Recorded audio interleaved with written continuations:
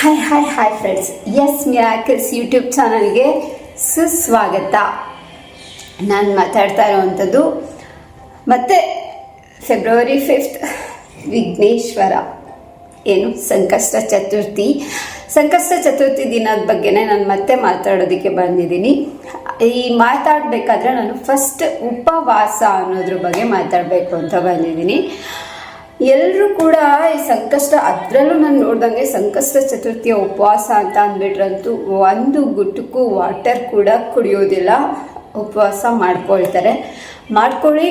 ನಿಮ್ಮ ಇಷ್ಟ. ಅದು ನಾನು ಯಾವುದನ್ನು ಕೂಡ ಅಲ್ಲಗಳೆಯೋದಿಲ್ಲ. ಆದರೆ ಈ ಉಪವಾಸ ಅನ್ನೋ ಪದದ ಮೀನಿಂಗ್, ಇದನ್ನು ಯಾಕೋಸ್ಕರ ಮಾಡಬೇಕು, ಮಾಡೋದ್ರಿಂದ ನಮಗೆ ಫಲ ಸಿಗಬೇಕು ಅಂದರೆ ನಾವು ಯಾವ ಥರ ಮಾಡಬೇಕು ಅನ್ನೋದನ್ನು ನಾನು ನಿಮಗೆ ಹೇಳ್ತೀನಿ. ಉಪವಾಸ ಅಂದರೆ ಅಂದರೆ ದೇವರಿಗೆ, ವಾಸ ಅಂದರೆ ಹತ್ತಿರವಾಗುವುದು ಅಂತ ಹೇಳಿಬಿಟ್ಟು.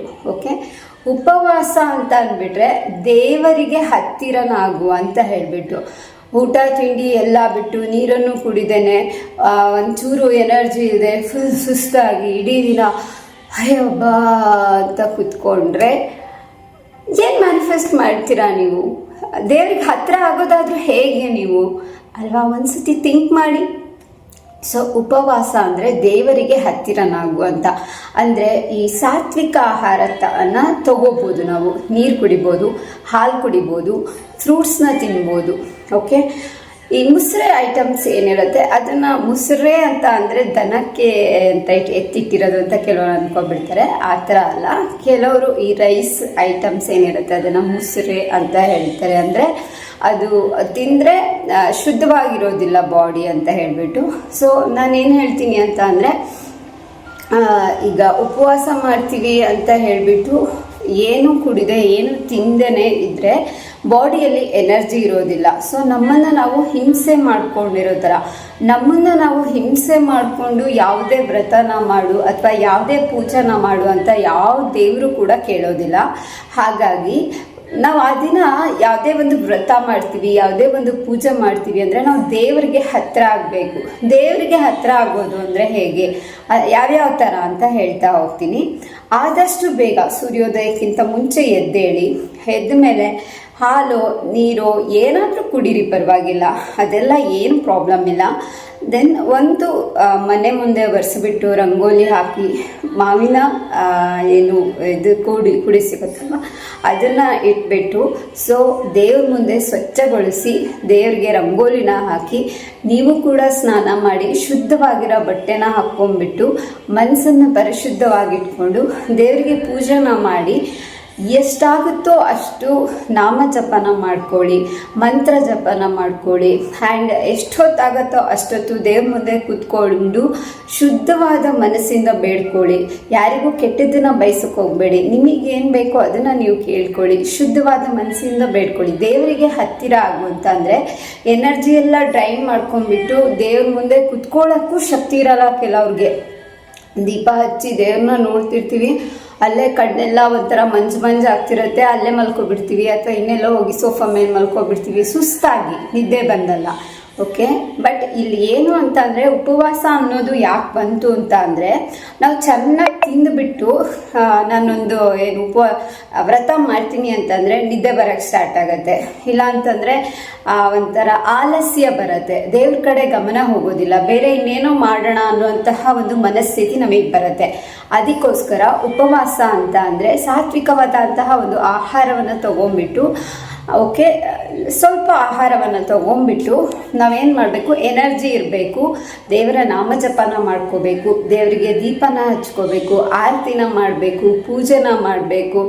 ಎಷ್ಟಾಗುತ್ತೋ ಅಷ್ಟು ದೇವ್ರನ್ನ ನಾಮಜಪನ ಮಾಡಿಕೊಂಡು ದೇವರಿಗೆ ಹತ್ತಿರ ಆಗಬೇಕು, ಮನಪೂಜೆನ ಮಾಡ್ಕೋಬೇಕು. ಸೊ ಇದೆಲ್ಲ ಮಾಡ್ಕೊಳ್ಳೋದಕ್ಕೆ ನಮಗೆ ಎನರ್ಜಿ ಬೇಕು. ಆ್ಯಂಡ್ ನಮ್ಮನ್ನು ನಾವು ಹಿಂಸೆ ಮಾಡಿಕೊಂಡು ನಮಗೆ ಎನರ್ಜಿನೇ ಇಲ್ಲದೆ ಇರೋ ರೀತಿಯಲ್ಲಿ ನಾವು ಮಾಡಿಕೊಂಡು ಒಂದು ವ್ರತನ ಮಾಡಿದ್ರೆ, ಸೊ ಒಂದು ಹಿಂಸೆ ಮಾಡ್ದಂಗೆ ಆ ವ್ರತದ ಒಂದು ಫಲ ಸಿಗೋದಕ್ಕೆ ಸಾಧ್ಯ ಇದೆಯಾ? ನೀವೇ ಇದ್ರ ಬಗ್ಗೆ ಯೋಚನೆ ಮಾಡಿ. ಖಂಡಿತ ಸಾಧ್ಯ ಇಲ್ಲ. ಯಾಕೆಂದರೆ ನಾನು ಕೂಡ ಇದನ್ನು ಮಾಡಿದ್ದೀನಿ. ಏನು ಹೇಳಿದೆ ಹಾಗೆ ನಾನು ಒಂದು ಗುಟ್ಕು ನೀರನ್ನು ಕುಡಿದೆ, ಸಂಕಷ್ಟಹರ ಚತುರ್ಥಿನ ನನ್ನ ಅಣ್ಣನಿಗೋಸ್ಕರ ಮಾಡ್ತಿದ್ದೆ. ಅದೇನೋ ನಂಗೆ ಚಿಕ್ಕದಿಂದ ನನ್ನ ಅಣ್ಣ ಅಂದರೆ ತುಂಬ ಇಷ್ಟ. ಚಿಕ್ಕದಿಂದ ಮಾಡಿಬಿಟ್ಟು ತುಂಬ ದೂರ ನಡ್ಕೊಂಡು ಹೋಗ್ಬಿಟ್ಟು ಏನು ಮಾಡ್ತಾ ಇದ್ದೆ ಅಂತ ಅಂದರೆ, ನನಗೆ ಸೆಮಿನಾರ್ಸ್ ಎಲ್ಲ ಇರ್ತಿತ್ತು. ಸೆಮಿನಾರ್ ಎಲ್ಲ ಅಟೆಂಡ್ ಮಾಡ್ಕೊಂಡ್ಬಿಟ್ಟು ಮಾತಾಡೋಕ್ಕೂ ಹೋಗ್ತಿರ್ಲಿಲ್ಲ, ಯಾಕೆಂದರೆ ನೀರು ಸಮೇತ ಕುಡಿತಿರ್ಲಿಲ್ಲ ನಾನು. ಆದ್ರೂ ಹೆಂಗೋ ಸೆಮಿನಾರ್ ಎಲ್ಲ ಮಾಡಿಕೊಂಡು ತುಂಬ ದೂರ ನಡ್ಕೊಂಡು ಹೋಗ್ಬಿಟ್ಟು ದೊಡ್ಡ ದೇವಸ್ಥಾನ ಅದು, 101 ಸುತ್ತು ಅಲ್ಲಿ ಗಣಪತಿಗೆ ನಮಸ್ಕಾರ ಮಾಡಿಬಿಟ್ಟು ಎಲ್ಲ ಮಾಡಿಬಿಟ್ಟು ನೈಟ್ ಬಂದುಬಿಟ್ಟು ನಾನು ಊಟ ಮಾಡ್ತಿದ್ದೆ. ಓಕೆನಾ. ಸೊ ಇದರಿಂದ ನನಗೆ ಎನರ್ಜಿ ಇರ್ತಿರ್ಲಿಲ್ಲ. ಲಾಸ್ಟಿಗೆ ಗಣಪತಿ ನೋಡಿ ಕೈ ಮುಗಿಯೋಷ್ಟೊತ್ತಿಗೆ ಸುಸ್ತಾಗ್ಬಿಟ್ಟಿರ್ತಿದ್ದೆ. ಇಡೀ ದಿನ ಫುಲ್ ಸುಸ್ತು, ಯಾವ ನಾಮಜಪನೂ ಇಲ್ಲ, ಏನೂ ಇಲ್ಲ. ಅರ್ಥ ವಿಘ್ನೇಶ್ವರ ಅಂತ ಬೆಳಗ್ಗೆ ಏನು ಅಂದ್ಕೊಂಡು ಹೋಗಿರ್ತಿದ್ದೆ ಅಷ್ಟೇ. ಟೈಮು ಇರ್ತಿರ್ಲಿಲ್ಲ ಆ್ಯಂಡ್ ಮನೆ ಪೂಜೆ ಮಾಡ್ಕೊಳ್ಳೋಕ್ಕೂ ಆಗ್ತಿರ್ಲಿಲ್ಲ, ಕೂತಲ್ಲೇ ನಾಮಜಪ ಮಾಡ್ಕೊಳ್ಳೋದಕ್ಕೂ ಆಗ್ತಾ ಇರಲಿಲ್ಲ. ಸೊ ಅದಕ್ಕೋಸ್ಕರ ನಿಮಗೆ ಹೇಳ್ತಾ ಇದ್ದೀನಿ, ಏನಾದರೂ ಒಂದು ತಿನ್ನಿ, ಫ್ರೂಟ್ಸ್ ತಿನ್ನಿ ಅಥವಾ ಹಾಲು ಕುಡೀರಿ, ನೀರು ಕುಡೀರಿ, ಏನೂ ಪ್ರಾಬ್ಲಮ್ ಇಲ್ಲ. ನಿಮ್ಮನ್ನು ನೀವು ದಣಿಸ್ಕೊಂಡು ಯಾವುದೇ ವ್ರತ ಮಾಡಿ ನನ್ನ ಪೂಜೆ ಮಾಡಿ ಅಂತ ಯಾವ ದೇವರು ಕೇಳೋದಿಲ್ಲ. ದೇವರಿಗೆ ಎಲ್ಲರೂ ಮಕ್ಕಳು. ಸೊ ಏನೋ ಒಂದು ತೊಗೊಂಡು ಬಾಡಿಗೆ ಒಟ್ಟಲ್ಲಿ ಎನರ್ಜಿಯನ್ನು ಕೊಟ್ಬಿಟ್ಟು ದೇವರಿಗೆ ಹತ್ತಿರ ಆಗುವಂಥ ಕೆಲಸಗಳನ್ನು ಮಾಡಿ, ಅವ್ರ ಮನೆ ಇವ್ರ ಮನೆ ಬಗ್ಗೆ ಗಾಸಿಪ್ಗಳನ್ನ ಮಾಡೋಕ್ಕೆ ಹೋಗಬೇಡಿ. ಸೊ ಆದಷ್ಟು ನಿಮಗೆ ಏನಿದೆ ದೇವ್ರ ಬಾಯಿನ ಕೊಟ್ಟಿರೋದು ದೇವರ ನಾಮ ಜಪ ಮಾಡೋದಕ್ಕೆ, ಒಳ್ಳೇದನ್ನ ಮಾತಾಡೋದಕ್ಕೆ ಅಂತ ಅಂದ್ಕೊಳ್ಳಿ. ಒಳ್ಳೇದನ್ನ ಮಾತಾಡಿ, ಆ ದಿನ ಎಷ್ಟು ಒಳ್ಳೇದನ್ನ ಯೋಚನೆ ಮಾಡೋಕ್ಕಾಗುತ್ತೋ ಅಷ್ಟು ಒಳ್ಳೇದನ್ನ ಯೋಚನೆ ಮಾಡಿ. ಆ್ಯಂಡ್ ಗಣಪತಿನ ಆದಷ್ಟು ಪೂಜೆ ಮಾಡ್ಕೊಳ್ಳಿ. ಆ್ಯಂಡ್ ನನಗೆ ಗೊತ್ತಿರೋ ಪ್ರಕಾರ ಗಣಪತಿಗೆ ರೆಡ್ ಫ್ಲವರ್ ಅಂದರೆ ತುಂಬ ಇಷ್ಟ. ಇದ್ರ ಬಗ್ಗೆ ನಾನು ಜಾಸ್ತಿ ಸರ್ಚ್ ಮಾಡಿಲ್ಲ.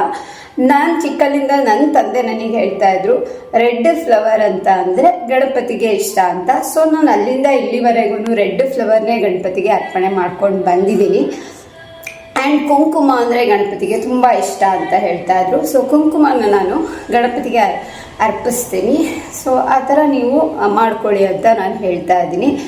ಉಪವಾಸ ಇದ್ದು ಸುಸ್ತು ಮಾಡಿಕೊಂಡು ಯಾರು ಏನೂ ಮಾಡಬೇಡಿ. ಅದ್ರ ಬದಲು ಇಲ್ಲ ನನ್ನ ಇಷ್ಟ ಅಂದರೆ ಮಾಡ್ಕೊಳ್ಳಿ, ನಾನು ಅದ್ರ ಬಗ್ಗೆ ಏನೂ ಹೇಳ್ತಾಯಿಲ್ಲ. ಬಟ್ ದೇವರಿಗೆ ಹತ್ತಿರ ಆಗೋದಕ್ಕೆ ಟ್ರೈ ಮಾಡಿ. ಎಷ್ಟಾಗುತ್ತೋ ಅಷ್ಟು ದೇವರಿಗೆ ನೀವು ಹತ್ತಿರ ಆಗೋದಕ್ಕೆ ನಿಮ್ಮ ಕೈಲಿ ಏನೇನು ಪಾಸಿಬಿಲಿಟೀಸ್ ಇದೆ ಅದನ್ನು ಮಾಡಿಕೊಡಿ. ಸಂಜೆ ಚಂದ್ರೋದಯ ಆದಾಗ ನಮಸ್ಕಾರ ಮಾಡಿ. ಆಮೇಲೆ ನಿಮ್ಗೆ ಏನೇನು ನೀವು ಯಾವ್ಯಾವ ಥರ ಫಾಲೋ ಮಾಡ್ತಾ ಇರ್ತೀರ ಆ ಥರ ಫಾಲೋ ಮಾಡಿ ಏನು ಮಾಡಿ ಊಟನ ಮಾಡಿ. ಆ್ಯಂಡ್ ತುಪ್ಪದ ದೀಪನ ಹಚ್ಚಿ ಗಣಪತಿಯ ಎದುರುಗಡೆ ಒಂದು ಹಾಫ್ ಆನ್ ಅವರ್ ಆದರೂ ಕೂತ್ಕೊಬಿಟ್ಟು, ನಿಮಗೇನು ಪ್ರೇ ಮಾಡೋಕ್ಕಾಗಲ್ಲ ಅಂತ ಅಂದ್ರೂ ಅಟ್ಲೀಸ್ಟ್ ಮೆಡಿಟೇಷನ್ ಮಾಡಿ.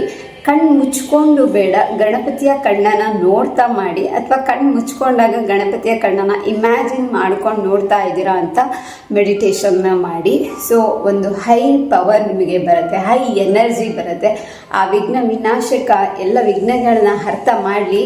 ನಿಮ್ಮ ಎಲ್ಲ ದಾರಿಗಳು ಕೂಡ ಸುಗಮವಾಗಲಿ, ಎಲ್ಲ ಕ್ಲೋಸ್ ಆಗಿರೋ ಡೋರ್ಸ್ ಎಲ್ಲ ಓಪನ್ ಆಗಲಿ ಅಂತ ಹೇಳ್ತಾ ಎಸ್ ಮಿರಾಕಲ್ಸ್ ಯೂಟ್ಯೂಬ್ ಚಾನಲ್ನ ಲೈಕ್ ಮಾಡ್ತಾ ಇರೋದಕ್ಕೆ, ಶೇರ್ ಮಾಡ್ತಾ ಇರೋದಕ್ಕೆ, ಸಬ್ಸ್ಕ್ರೈಬ್ ಮಾಡ್ತಾ ಇರೋದಕ್ಕೆ ಥ್ಯಾಂಕ್ ಯು ಸೋ ಮಚ್. ಸದಾಕಾಲ ಹೀಗೆ ಸಪೋರ್ಟ್ ಮಾಡಿ. ಮತ್ತೊಂದು ವಿಡಿಯೋದೊಂದಿಗೆ ಮತ್ತೆ ಭೇಟಿಯಾಗೋಣ. ನಮಸ್ತೆ.